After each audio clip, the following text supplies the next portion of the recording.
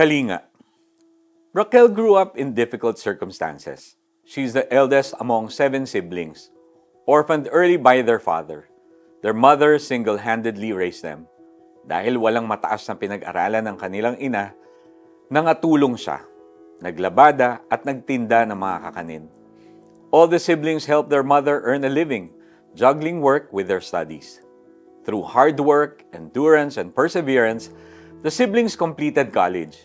However, one by one, they married and moved away, leaving Raquel to care for their mother alone. Raquel tirelessly pursued her career and became successful. Natupad niya ang pangarap na mabigyan ng magandang buhay ang ina. Nakakilala rin siya sa Panginoon at na-discover niya ang pagmamahal at katapatan ng Diyos sa kanilang buhay. Nagkaroon ng pusong mapagbigay si Raquel at naipamuhay niya ang 1 Timothy 5:8 by taking care of her family. Later on, she established an organization that helps underprivileged children in their community. Following the instructions of Proverbs 22 verse 6, start children off on the way they should go, and when they are old, they will not turn from it. She initiated a feeding program and conducted Bible studies for them. One of the children was 11-year-old Daniela. Her father was a drug addict and her mother was a promiscuous woman, having children with different men. Daniela left home and sought shelter in Raquel's home.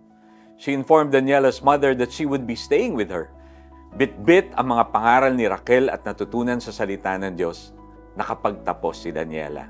Isa na siyang teacher ngayon and continues to walk with God.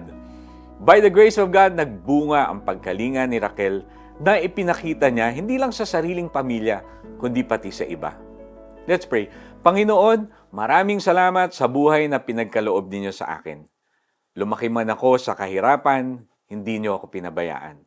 Please continue to give me wisdom and strength to show your goodness to the lives of people in the midst of their difficult circumstances. In Jesus' name, Amen.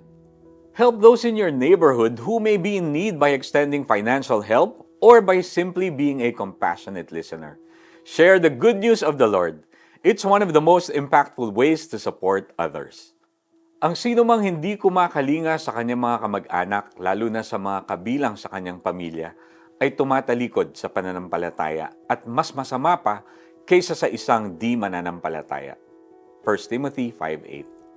This is Eagle Gonzalez reminding everyone to choose kindness. God bless you.